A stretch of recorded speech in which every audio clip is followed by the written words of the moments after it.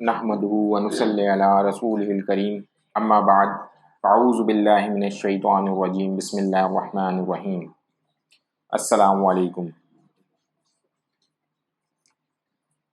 17واں روزہ آج گزر رہا ہے اور انشاءاللہ اس موقع پر آج ہم کوشش کریں گے کہ اعتکاف کی اہمیت اور فضیلت پر بات کریں۔ سورہ بقرہ کی آیت نمبر 125، اور ہم نے ابراہیم اور اسماعیل علیہ السلام کو تاکید فرمائی کہ میرے گھر کو طواف کرنے والوں اور اعتکاف کرنے والوں اور رکوع و سجود کرنے والوں کے لیے پاک صاف کر دو۔ یعنی یہ خاص طور پہ خانہ کعبہ کی بات اور بیت اللہ کے گھر کی بات ہو رہی ہے، اور وہاں پہ اللہ تعالیٰ نے قرآن میں حکم فرمایا کہ اس کو پاک و صاف کر کے چھوڑ دیا جائے کہ یہاں کے اوپر لوگ طواف کریں، نماز پڑھیں، رکوع سجود کریں اور اعتکاف بھی کریں۔ پھر اس کے بعد اور بھی دیگر آیات میں اسی طرح سے ہمیں پتہ چلتا رہا اعتکاف کے بارے میں۔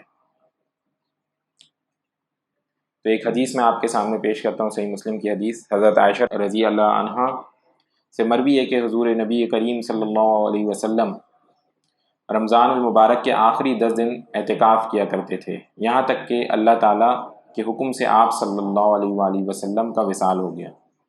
پھر آپ صلی اللہ علیہ وسلم کے بعد آپ کی ازواج مطہرات نے بھی اعتکاف کیا۔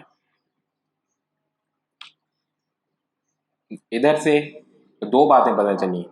پہلی بات تو یہ کہ نبی صلی اللہ علیہ وسلم کی مسلسل یہ سنت تھی، ہر رمضان میں وہ 10 دن اعتکاف کیا کرتے تھے، یا وہ اعتکاف کیا کرتے تھے 10 دن، تو یہاں پر صاف طور پہ ظاہر ہے اس حدیث سے تو 10 دن کا پتہ چلتا ہے۔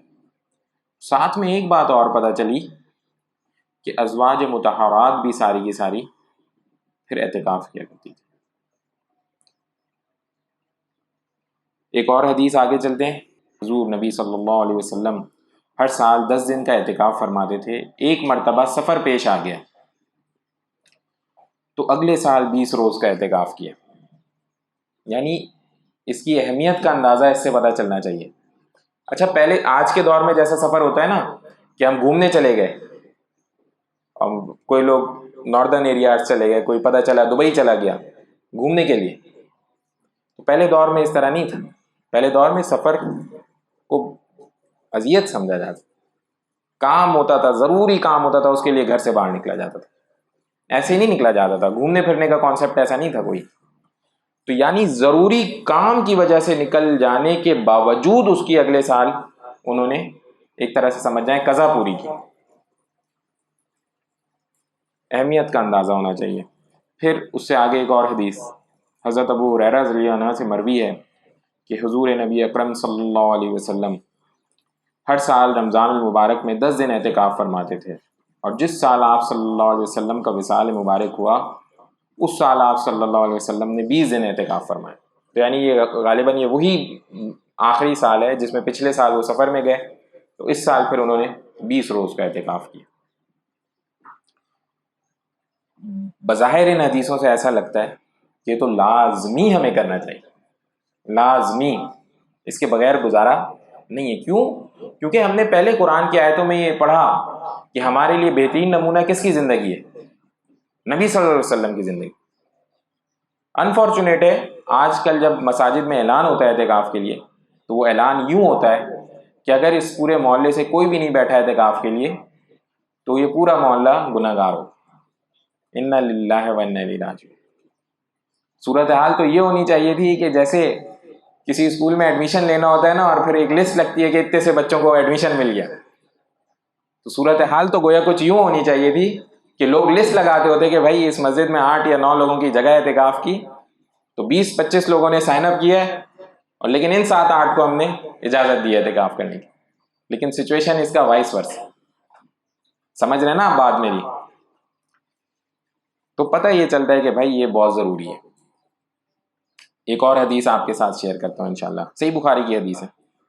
حضرت عائشہ صدیقہ رضی اللہ عنہا نے فرمایا جب آخری عشرہ شروع ہوتا تو نبی اکرم صلی اللہ علیہ وسلم کمر بستہ ہو جاتے، یعنی ایکٹیو اور ہارڈ ورک کے لیے ریڈی ہو جاتے۔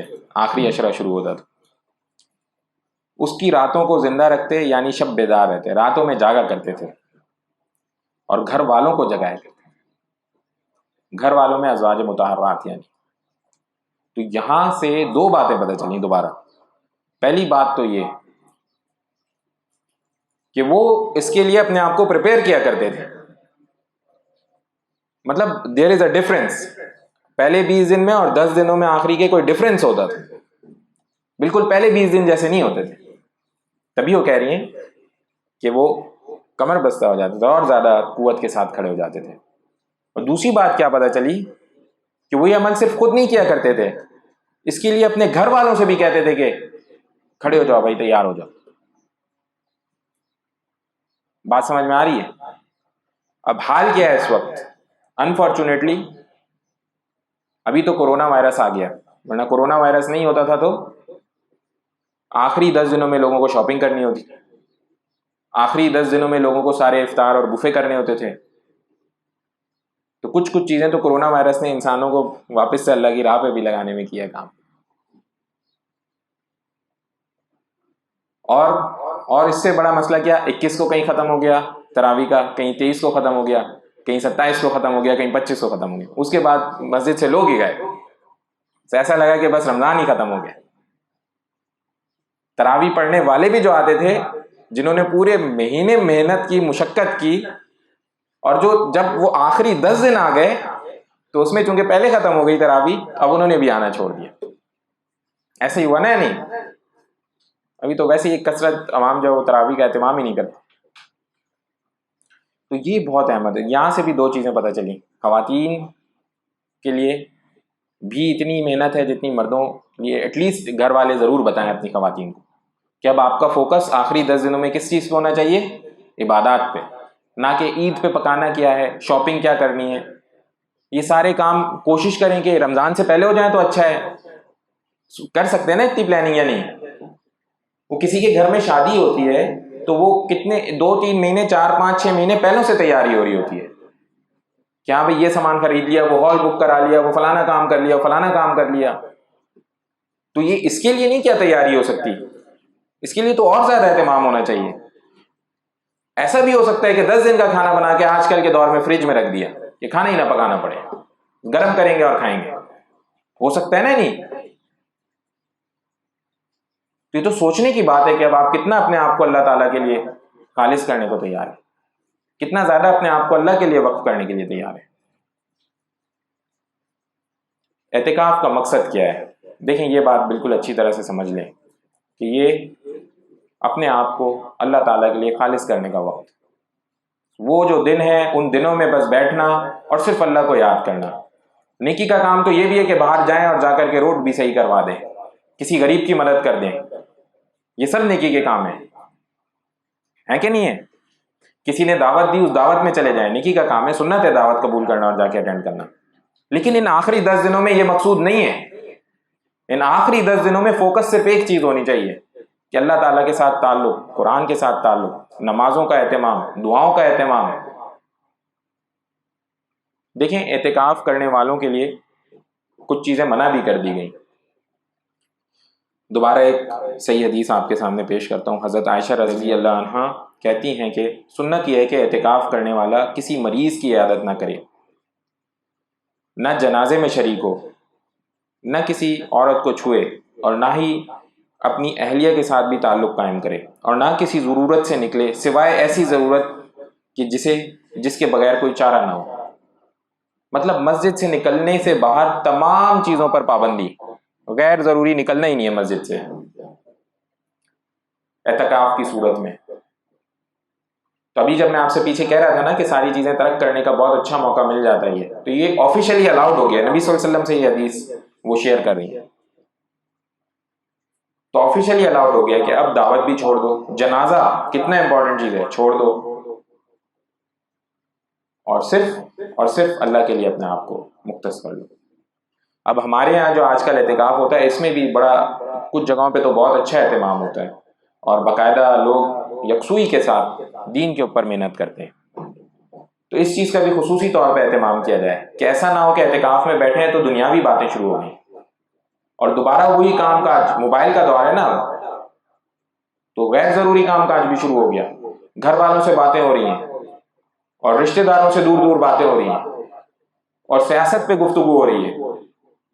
اب ان سب کا وقت یہ نہیں ہے، اس وقت یکسوئی کا وقت ہے، یہ سب تو پورے سال ہو سکتا ہے نا، جیسے رمضان کے روزے رمضان میں ہی رکھے جاتے ہیں، اس کے بعد تو نہیں رکھے جاتے، تو اسی طرح باقی سارے نیک کام پورے سال کیے جا سکتے ہیں، ضروری نہیں ہے وہ اسی وقت کیے جائیں، سارے لوگوں سے تعلق پورے سال رکھا جا سکتا ہے، ضروری نہیں ہے اسی وقت رکھا جائے، تو اس وقت تنہائی والا معاملہ ہونا چاہیے۔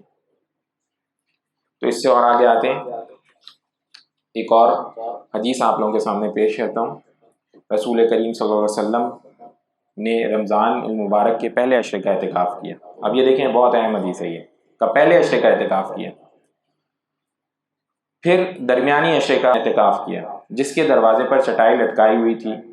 تو ابو سعید رضی اللہ عنہما کہتے ہیں کہ نبی کریم صلی اللہ علیہ وسلم نے اپنے ہاتھ سے وہ چٹائی خیمے کے ایک کنارے کی طرف کر کے اپنا سر نکالا اور لوگوں سے بات کی، تو لوگ آپ کے قریب ہو گئے، تو رسول کریم صلی اللہ علیہ وسلم نے فرمایا، میں نے یہ رات تلاش کرنے کے لیے پہلے عشرے کا اعتکاف کیا، پھر درمیانی عشرے کا بھی اعتکاف کیا، پھر میرے پاس آنے والا فرشتہ آیا اور مجھے یہ کہہ گیا یہ رات آخری عشرے میں ہے، لہٰذا تم میں سے جو بھی اعتکاف کرنا پسند کرتا ہے وہ اعتکاف کرے۔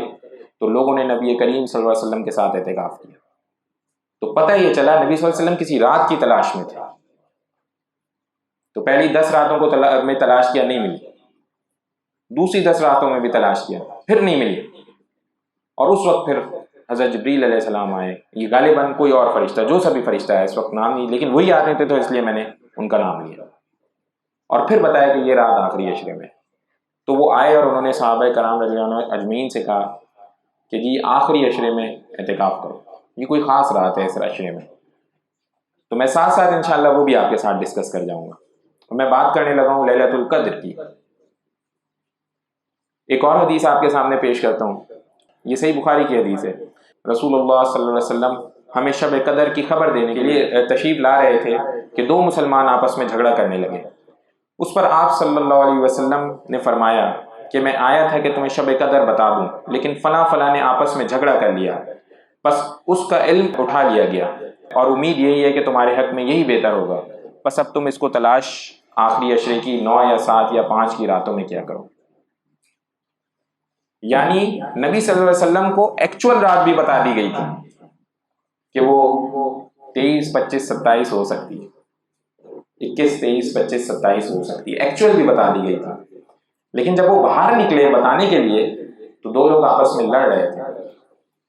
اس لڑنے کی نحوست یہ ہوئی کہ نبی صلی اللہ علیہ وسلم کے دماغ سے اس علم کو دوبارہ اٹھا لیا گیا، اور پھر لیکن چونکہ دین اسلام یہ سکھاتا ہے کہ ہر معاملے میں ہم نے اچھائی کو دیکھنا ہے، دوبارہ اچھائی کی ترغیب دی گئی کہ بہتر یہی ہے کہ یہ علم اٹھا لیا گیا تاکہ تم ساری راتوں میں محنت کر جاؤ۔ ادھر سے ہمیں 2 باتیں پتہ چلتی ہیں دوبارہ۔ پہلی بات یہ کہ دیکھیں جھگڑے والی کیفیات، جھگڑے والے ماحول میں رہنا، ایسے حالات کو دیکھنا، یہ نحوست، اور اس سے انسان کا علم بھی اٹھایا جا سکتا ہوتا ہے۔ آج کل کے دور میں ٹی وی کے اوپر جو نیوز کے نام کے اوپر جھگڑے فسادات چل رہے ہوتے ہیں، تو اس سے پوری طرح کوشش کرنی چاہیے کہ اجتناب کیا جائے، کیونکہ جھگڑے کی کیفیت ہوتی ہے، اسی کو جھگڑا کہتے ہیں نا، نہیں وہ دوسرے کو کچھ کہتا ہے، دوسرا پہلے کو کچھ کہتا ہے، یہ سلسلہ چلتا رہتا ہے یہاں تک کہ وقت ختم ہو جاتا ہے، اور ہم اس کو دیکھتے ہیں، صرف وہی نہیں اور بھی جہاں کہیں جھگڑا ہو رہا ہو، تو اگر تو ہمت ہے اس کو صلح صفائی کرانے کی، بہت اچھی بات ہے، اور تماشائی اس موقع پہ بالکل نہ بنا جائے، واپس بہرحال آتے ہیں موقع کے اوپر۔ تو نبی صلی اللہ علیہ وسلم کو اصل رات کا بھی پتہ چل گیا تھا، اور اصل رات دوبارہ اٹھا لی گئی اور آخری 10 دنوں کے اوپر چھوڑ دی گئی۔ مگر یہ کیا ہے اصل رات، اور اس کی کیا اہمیت ہے، اس کی کیا اہمیت ہے؟ تو قرآن کی پوری سورت میں آپ کے سامنے اس کا ترجمہ پڑھ دیتا ہوں۔ ہم نے اس قرآن کو شب قدر میں نازل کیا، یعنی اس ایک رات میں ہی نازل کیا پورے قرآن کو، یا نازل کرنا شروع کیا۔ اور تمہیں کیا معلوم کہ شب قدر کیا ہے؟ شب قدر 1000 مہینے سے بہتر ہے۔ اس میں روح الامین یعنی حضرت جبریل علیہ السلام اور فرشتے ہر کام کے انتظام کے لیے اپنے پروردگار کے حکم سے اترتے ہیں۔ یہ رات طلوع صبح تک امان اور سلامتی ہے۔ اس میں جو سمجھنے والی لائن ہے نا، وہ ایک ہے بہت امپورٹنٹ ہے۔ کون سی ہے؟ شب قدر 1000 مہینے سے بہتر، 1000 مہینے سے بہتر ہے شب قدر۔ اس کا تھوڑا سا پس منظر میں آپ کو بتا دیتا ہوں۔ کچھ روایات میں آتا ہے کہ جب نبی صلی اللہ علیہ وسلم حضرت نوح علیہ السلام اور باقی پہلے کے پیغمبروں کا تذکرہ کر رہے تھے تو ان کی عمریں 1000 سال ہوا کرتی تھی، اور وہ 1000 سال تبلیغوں کا کام کیا کرتے تھے، نمازیں پڑھا کرتے تھے، روزے رکھا کرتے تھے۔ اور ان کے روزے ایسے نہیں ہوتے تھے ہماری طرح والے روزے کہ مہینہ ایک مہینہ نہیں، ایسے روزے بھی پورا سال روزے رکھنے تھے ایک ایک دن چھوڑ کے۔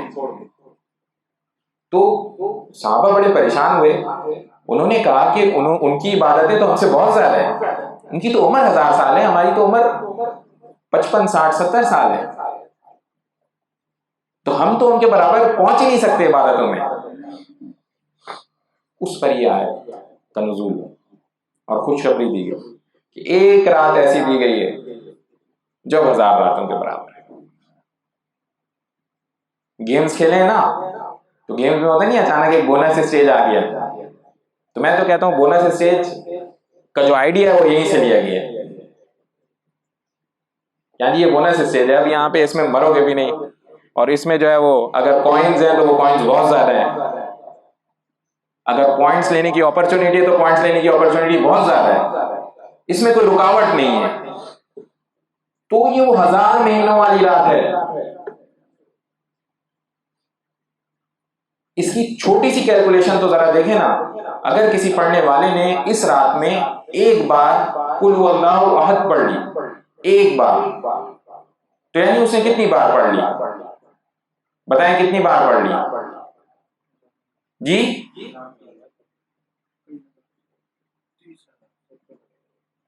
پتہ نہیں کتنے ہزار، کیونکہ ادھر تو لکھا ہوا ہے کئی 1000 مہینوں سے بہتر، 1000 مہینوں سے بہتر، یعنی ایک بار قل هو اللہ احد پڑھنے والے نے غالباً 1000 بار پڑھنے والے سے بہتر ہو گیا ہو۔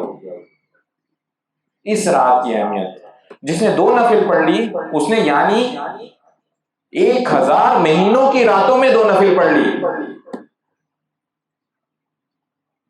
اتنی تو زندگی نہیں ہے بھائی ہماری، تو اس کی اہمیت کتنی زیادہ ہے اس کا اندازہ لگا لیں۔ کیا یہ رات کسی بھی صورت کسی چھوٹے سے بھی کام کے لیے ضائع کی جا سکتی ہے؟ اگر دل میں ایمان پکا ہے، ثواب کی نیت پوری ہے، تو یہ رات ضائع کرنے والی رات ہے؟ مجھے بتائیں، یہ رات کسی صورت ضائع کرنے والی رات نہیں ہے، تو انشاءاللہ اس کا اہتمام کریں گے نا۔ حضرت ابن عباس رضی اللہ عنہ سے روایت ہے کہ رسول اللہ صلی اللہ علیہ وسلم سب لوگوں سے زیادہ سخی تھے، اور رمضان میں دوسرے اوقات کے مقابلے میں جب جبریل علیہ السلام آپ صلی اللہ علیہ وسلم سے ملتے تھے یا جب آپ سے ملتے بہت ہی زیادہ اور زیادہ کرم فرمانے لگ جاتے۔ جبریل علیہ السلام رمضان کی ہر رات میں آپ صلی اللہ علیہ وسلم سے ملاقات کرتے اور آپ صلی اللہ علیہ وسلم کے ساتھ قرآن کا دورہ کرتے۔ اگر حضرت صلی اللہ علیہ وسلم لوگوں کو بھلائی پہنچانے میں بارش لانے والی ہوا سے بھی زیادہ بہتر ہو جاتے۔ اس میں جو امپورٹنٹ ہے نا، ایک لائن بتانے کی کہ اس رات کو جبریل علیہ السلام کے ساتھ ان راتوں میں قرآن کا دورہ کیا کرتے تھے، تو یعنی کہ خصوصی تعلق قرآن کے ساتھ ہمیں اس رات میں جوڑنا چاہیے، ان راتوں میں جوڑنا چاہیے، ان 10 دنوں میں خصوصی طور پہ جوڑنا چاہیے۔ تو اس کا بہترین ذریعہ تراویح کی نماز ہوتی، تو انشاءاللہ اس کا اہتمام کریں، مساجدوں میں بھی، اپنے محلے کی مساجدوں میں بھی اہتمام کرائیں کہ بھئی ہمیں آخری 10 دنوں میں بھی کسی طرح قرآن ختم کرائیں نا۔ کیا ہو، مہینہ تو چل رہا ہے ابھی رمضان کا، تو ہم تھوڑی محنت کرتے ہیں، زیادہ ختم نہیں کریں گے، ختم ہو گیا چلیں دوبارہ شروع کر لیتے ہیں، کوئی پابندی تو نہیں ہے، تو لیکن خصوصی اہتمام کریں، قرآن کے ساتھ اپنا تعلق جوڑیں اس مہینے میں۔ کچھ چیزیں اہم ہیں جو ہم دوبارہ سے ایک بار ریویو کرتے ہیں، تو انشاءاللہ اس کو پھر ختم کریں گے۔ پہلی بات یہ ہے کہ دیکھیں نبی صلی اللہ علیہ وسلم کی سنتوں سے پتہ چلا اعتکاف جو ہے وہ ایک مسلسل عمل ہے۔ اس میں میری گزارش یہ ہے کہ یہ میرا اپنا ذاتی تجربہ بھی ہے، 10 دن کا ایک ساتھ اعتکاف کرنا تھوڑا ایسے ڈر سا لگ رہا ہوتا ہے پہلے شروع میں کہ کیا ہوگا، میرے پیچھے گھر والوں کا کیا ہوگا، کون یہ چیز دیکھے گا، کون وہ چیز دیکھے گا، کون وہ کام کرے گا۔ تو کم سے کم پہلی بار اگر مشکل لگتا ہے، آسانی کے لیے نفل اعتکاف کر لیں، 3 دن کا کر لیں، جمعہ ہفتہ اتوار کر لیں، ایسی سیٹنگ سے کر لیں کہ 23 24 25 ہو جائے، یا 25 26 27 کی رات ہو جائے، اور ان راتوں میں پورا اہتمام کر لیں. کیا جا سکتا ہے نا یہ، یعنی ضروری ترین کام اپنے لیے رکھ لیں. آج کل کے دور میں تو بہت سارے کمپیوٹر انجینئرز لوگ ہیں، اپنا لیپ ٹاپ ساتھ رکھ لیں، ضروری کوئی مسئلہ آ گیا تو اس پہ دیکھ لیجیے گا، اس کی اتنی اجازت ہے. موبائل ہے، ساری فیسلٹیز الحمدللہ موجود ہے. تو نفلی اعتکاف سے شروع کر لیں، جمعہ ہفتہ اتوار کر لیں، نہیں کر سکتے ایک دن کا کر لیں، کوشش کریں گے نا انشاءاللہ. پہلے دور میں گھر بنتے تھے نا، اب جیسے آج کل کے دور میں گھروں میں ٹی وی لاؤنج ہوتا ہے، ڈرائنگ روم ہوتا ہے، لازمی ہوتا ہے نا، نہیں ہوتا؟ تو پہلے دور میں نا مسجد گھر میں لازمی ہوتی تھی، یا مسجد کے لیے جگہ گھر میں لازمی مختص کی جاتی تھی، جہاں پہ مرد حضرات بھی نمازیں پڑھا کرتے تھے، خواتین بھی نمازیں پڑھا کرتی تھے. مرد حضراتوں کے لیے فرض نماز کے علاوہ تمام نمازیں بہتر وہ ہیں جو وہ گھر میں جا کے ادا کرتے ہیں. سنت و نوافل گھر میں، یہ مسجد میں پڑھنے کا کوئی سلسلہ اس طرح سے نہیں ہے. بہترین سنت و نفل وہ ہے جو گھر میں جا کے پڑھی جاتی ہے، مساجد میں نہیں. گھروں میں جگہ مختص کرائی جاتی تھی. صحیح بخاری کی احادیث موجود ہیں جہاں کے اوپر نبی صلی اللہ علیہ وسلم کو بلوا کے لے کر کے کہا کہ مجھے بتائیں، میں گھر میں اپنے اس جگہ نماز پڑھنا چاہتا ہوں، آپ شروع کروائیں. تو انفارچونیٹلی ہمارے گھروں میں ڈرائنگ روم کی جگہ بن گئی، ہمارے گھروں میں ٹی وی لاؤنج کی جگہ بن گئی، نہیں بنی تو مسجد کی جگہ نہیں بنی. تو آج بھی اپنے گھروں میں کوئی ایک موقع فائنل کریں جہاں کے اوپر خواتین کو بھی ترغیب کریں اور خود بھی اہتمام کریں کہ ہم اپنی نفل نمازیں، سنت نمازیں وہاں جا کے پڑھا کریں گے. خواتین کو بھی جمع کیا کریں گے. خواتین سے بھی گزارش کریں گھروں میں کہ آپ اعتکاف میں بیٹھیں، اور پورے 10 دن کے لیے نہیں بیٹھ سکتی آپ بھی 2 یا 3 دن کے لیے بیٹھ جائیں. اگلے سال کوشش کیجیے گا کہ انشاءاللہ پورے 10 دن بیٹھیں گے. تو انشاءاللہ کریں گے نا، اس کی بھی ترغیب دیں گے نا خواتین کو انشاءاللہ. اس کے علاوہ ہم نے ایک چیز اور ریویو کی کہ آخری 10 دنوں میں کمر کسا کرتے تھے نبی صلی اللہ علیہ وسلم. پتہ چلنا چاہیے کہ پہلے 20 دن الگ ہیں اور آخری 10 دن الگ ہیں، پتہ چلنا چاہیے. دنیاوی معاملات میں بڑا پتہ چلتا ہے. کوارٹر اینڈ ہونے والا ہوتا ہے تو جن لوگوں نے اپنے OKR یہ پرفارمنس سبمیشن کرنی ہوتی ہے تو ان کی پرفارمنس میں باقاعدہ ہے کہ پتہ ہے بھائی ہمارا کوارٹر ختم ہونے والا ہے، یہ پروجیکٹ بھی ختم کر دوں، کسی طرح یہ پروجیکٹ بھی ختم کر دوں، کچھ چھوٹ نہ جائے. سیلز والے سیلز کر رہے ہوتے ہیں، ان کو پتا ہوتا ہے ہمارا ٹارگیٹ ہے، ہمیں اچیو کرنا ہے، تو محنت زیادہ شروع ہو جاتی ہے. تو آخری 10 دن میں فیل ہونا چاہیے کہ پہلے 20 دنوں سے کوئی فرق ہے. تو انشاءاللہ کریں گے نا اس کا بھی اہتمام، کریں گے نا انشاءاللہ. قرآن سے تعلق جوڑنے کا اہتمام خصوصی طور پہ کریں گے. تلاوت قرآن پاک بھی کریں، تھوڑا سا سمجھنے کا سلسلہ بھی کریں انشاءاللہ. کریں گے نا، یہ بھی تعلق جوڑیں گے انشاءاللہ. آخری اور بہت ہی اہم چیز، لیلۃ القدر کو کسی صورت نہیں چھوڑنا انشاءاللہ. دیکھیں یہ اسی مہینے میں یہ رات ہے، ایک رات ہے، ہمیں نہیں پتا ہمیں اگلا رمضان ملنے والا ہے. ہم میں سے کوئی بندہ نہیں کہہ سکتا کہ مجھے ادھر والی لیلۃ القدر ملنے والی ہے، نہیں مجھے اس کا نہیں پتا، تو اگلا سال تو چلے بہت دور ہے. تو یہ ایک رات جو ہے نا، یہ قیمتی زندگی میں جتنی ہمیں ساروں پہ ٹک لازمی لگانا ہے انشاءاللہ. لگانا ہے نا. جنت میں جو سب سے چھوٹے درجے کا جنتی ہے نا، اس کے پاس بھی 10 دنیا کے برابر جگہ ہے. 10 دنیا کے برابر، یہ سب سے چھوٹے درجے کا جنتی. اور یہ بھی غالباً وہ جو کہ جہنم سے ہو کے جنت پہنچا ہوا ہے. اور جنت کے 100 درجے ہیں. تو ٹاپ لیول کا جو جنتی ہو، جنت الفردوس، اس کا کیا حال ہوگا. جنتی جب جنت کے موقع میں موجود ہوں گے، جنت میں موجود ہوں گے، کسی چیز کی حسرت نہیں ہوگی، کسی چیز کی حسرت نہیں ہوگی سوائے ایک چیز. اللہ، وہ کیا ایک چیز؟ کہ میں نے اس دنیا میں ایک لمحہ بھی اللہ کی یاد میں کیوں نہیں صرف کیا. وہ ایک لمحہ جو میں نے یہاں چھوڑا تھا، اس کی حسرت.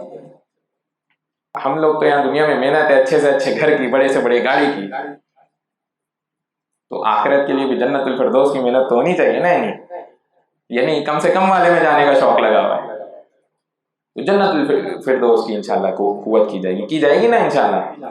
سب اس کے لیے متفق ہیں انشاءاللہ. بس ایک دعا کر لیں، یا ارحم الراحمین یا ارحم الراحمین یا ارحم الراحمین، اللہم صلی علی محمد وعلی آل محمد، اللہم اعنی علی ذکرک و شکرک و حسن عبادتک. یا اللہ رب العالمین، ہمیں اپنی سچی محبت عطا فرمائے. یا اللہ دلوں میں ایمان داخل فرمائے. یا اللہ اس مہینے کی خوب ہمیں قدر کرنے کی توفیق عطا فرمائے. یا اللہ اس سے ہمیں خوب نفع اٹھانے کی توفیق عطا فرمائے. یا اللہ رب العالمین، ہمیں لیلۃ القدر خصوصی طور پہ عطا فرمائے. یا اللہ نبی صلی اللہ علیہ وسلم کی شان میں جو کوئی گستاخی کر رہا ہے کرنے والے کو دنیا آخرت کی ذلت عطا فرمائے یا اللہ، اور ہمیں ناموس کی حفاظت کرنے کی توفیق عطا فرمائے۔ سمعنا وأطعنا غفرانک ربنا وإلیک المصیر برحمتک یا ارحم الراحمین۔